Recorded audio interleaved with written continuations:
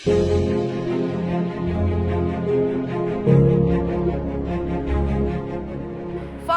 bukanlah mengerikan. Kesadaran akan vaksin harus ditingkatkan.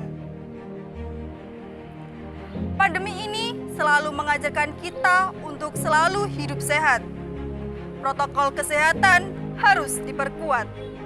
Secara kesehatan, vaksinasi bertujuan untuk memberikan kekebalan tubuh yang spesifik terhadap suatu penyakit. Apabila kita tidak melakukan vaksinasi, maka di dalam tubuh kita tidak memiliki kekebalan tubuh yang spesifik terhadap suatu penyakit. Secara aturan pemerintah, vaksin COVID-19 tidak hanya melindungi masyarakat dari COVID-19, tetapi juga akan memulihkan kondisi ekonomi dan sosial negara yang terdampak pandemi. Vaksin COVID-19 diharapkan bisa menjadi solusi untuk menyudahi pandemi yang telah memakan banyak korban. Mari sukseskan vaksinasi yang telah diberikan oleh pemerintah secara gratis untuk seluruh rakyat Indonesia. Baik, terima kasih penjelasan dari saya, semoga bermanfaat. Saya Nurdiana Junitasari, pamit undur diri. Selamat siang dan sampai jumpa. Assalamualaikum warahmatullahi wabarakatuh.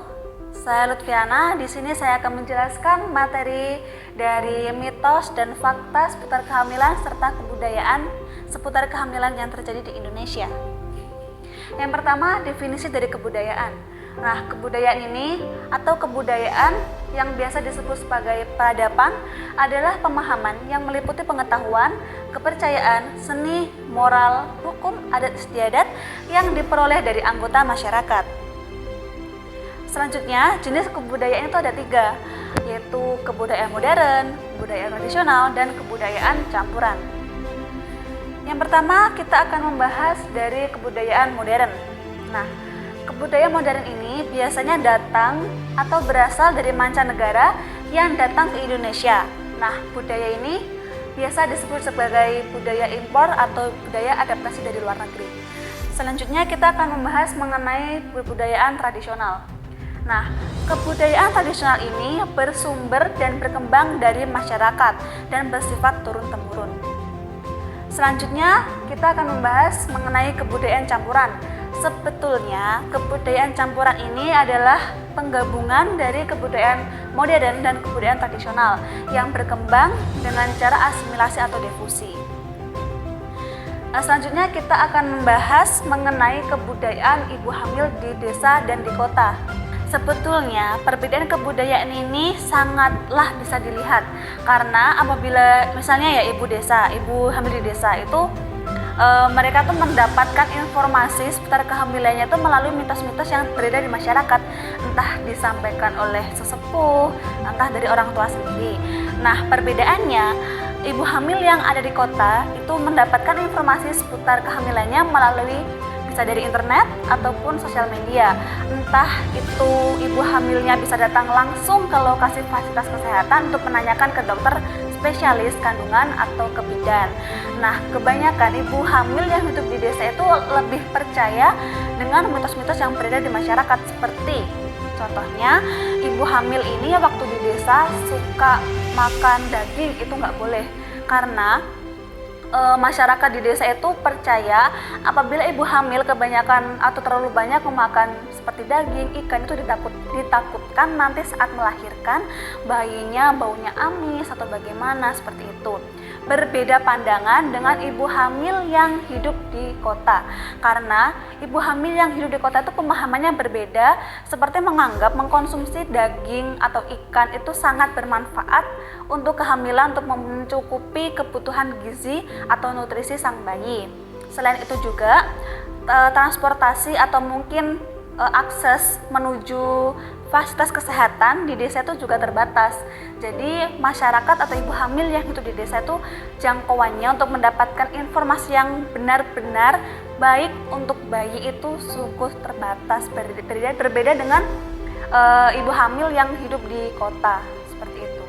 Selanjutnya, kita akan membahas mengenai kebudayaan yang terjadi di daerah Jawa khususnya, yaitu mitoni. Nah, mitoni ini sebetulnya adalah fase kehidupan seorang manusia sejak masih dalam kandungan hingga manusia lahir dari seorang ibu. Itu sebenarnya memiliki filosofi yang diritualkan oleh masyarakat khususnya di daerah Jawa sebagai bentuk tradisi. Nah, salah satunya adalah mitoni ini. Nah, dalam kegiatan mitoni ini, salah satu bagiannya adalah seorang ayah atau bapak itu dia membelah atau memecah kelapa gading yang sebelumnya sudah dilukis oleh tokoh Kamajaya maksud saya, dan Dewi Ratih. Nah, dalam hal ini apabila sang ayah membelah secara simetris kelapa gading ini, maka nanti sang ibu akan melahirkan bayi berjenis kelamin laki-laki. Nah, apabila sang ayah membelah kelapanya ini asimetris atau sedikit menceng atau miring, nanti sang ibu akan melahirkan seorang bayi perempuan. Nah, selanjutnya penjelasan mengenai jenis kelamin bayi secara ilmiah. Sebetulnya jenis kelamin itu ditentukan bukan dari simetris atau tidak simetrisnya kelapa gading yang dibelah tadi, tapi melalui kromosom yang dibentuk saat fertilisasi. Sebenarnya sel telur itu memiliki dua kromosom, yaitu kromosom X dan kromosom X. Tapi kalau misalnya sel sperma itu memiliki dua kromosom X dan kromosom Y. Nah, saat terjadi fertilisasi itu, entah itu kromosom Y atau kromosom X yang bertemu dengan kromosom X milik sel telur ini, bisa dari kromosom X dan kromosom X nanti akan menjadi bayi perempuan, dan saat kromosom X bersemu kromosom Y atau XY akan menjadi bayi laki-laki. Nah, secara ilmiah jenis kelamin bayi ini ditentukan dari kromosom X dan kromosom Y yang bertemu saat terjadi fertilisasi tersebut. Jadi bukan dari simetris atau tidak simetrisnya kelapa gading tadi, tapi dari kromosom X dan kromosom Y saat terjadi fertilisasi tersebut. Nah, demikianlah pembahasan mengenai kebudayaan dari ibu hamil, entah itu di desa atau di kota.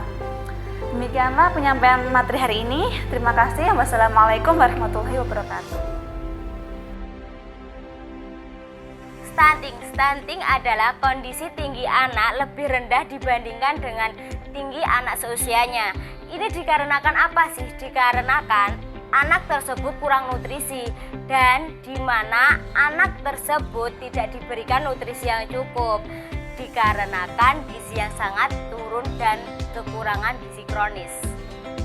Sekarang memasuki tahapan kedua, yaitu kita menerangkan tentang penyebab. Apa saja sih penyebab dari stunting tersebut? Yang pertama dari ibu hamil.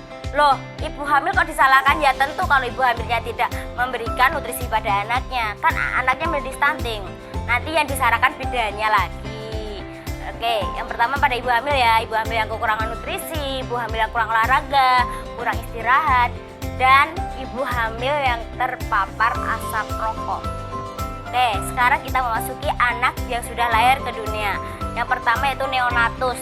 Neonatus itu dimana bayi usia 0 sampai 28 hari tidak diberikan ASI eksklusif. Lah kenapa kok tidak diberikan? Padahal ASI tersebut sangatlah penting. Jangan nanti susu saya gimana-gimana. Enggak. Malah kalau susu kamu gimana-gimana itu dikarenakan kamu tidak memberikan ASI pada anakmu. Padahal ASI itu sangat penting pada anak. Lalu pada saat anak memasuki fase yang ketiga, yaitu fase empasi, di mana anak harus diberikan nutrisi yang sedikit lembut. Tidak lembut sih, kasar ya. Dan dari situlah kita harus melatih anak untuk makan buah-buahan, makan sayur, makan makanan yang bernutrisi agar anak tidak stunting. Oke, dari sini apa sih yang menjadi penyebab dari stunting? Yang menjadikan penyebab dari stunting yaitu nutrisi yang kurang atau yang dinamakan kekurangan gizi kronis. Yang ketiga yaitu pencegahan. Apa saja sih yang harus dicegah agar anak tidak stunting? Yaitu yang pertama, ibu harus rutin ke bidan memeriksa kandungannya. Yang kedua yaitu ibu harus tidak terpapar oleh asap rokok karena berbahaya untuk kandungan. Yang ketiga, memberikan nutrisi pada ibu hamil, ibu menyusui, empasi, dan anak. Yang keempat yaitu anak dilatih untuk olahraga. Dan sejak kapan? Sejak di dalam kandungan ibu harus aktif agar anak pun juga aktif. Apa sih gunanya posyandu untuk menangani stunting tersebut? Oke, saya ceritakan mulai dari awal tentang berdirinya posyandu. Posyandu itu dimulai dari zamannya Bapak Soeharto. Sudah ada yang kenal Bapak Soeharto? Saya belum kenal soalnya itu kan. Oke, yang pertama itu Bapak Soeharto itu bilang, kok anak-anak Indonesia itu pendek-pendek? Yo jelas dong, karena kurangnya gizi kronis tadi. Nah, dari situ Bapak Soeharto, oh apakah kita harus membuat posyandu saja agar anak-anak Indonesia itu terpantau? Oh iya Bapak Soeharto, saya juga setuju. Dan dijadikanlah namanya posyandu. Seperti itu sampai sekarang ya. Sudah ada kan di desa kalian? Jangan sampai kelewat. Kalau tidak ada, salahkan kader Anda semua. Oke, dari sini saya melanjutkan cerita tadi. Kenapa kok posyandu itu diadakan? Dan untuk mencegah itu kita mencegah stunting tadi loh teman-teman, itu kita ke posyandu karena di posyandu itu ada kartu gratis dari pemerintah, di mana kartu tersebut itu ada yang dinamakan kartu pertumbuhan dan perkembangan anak. Di situ kita akan melihat, loh anak tonggoku itu loh tingginya 120, kok anak saya cuma 90 lah, anak Anda berarti stunting. Oke, dari situ makanya harus kita ke posyandu dari 0 sampai 23 bulan. Jangan lupa posyandu. Ingat, generasi hebat dari ibu yang cerdas.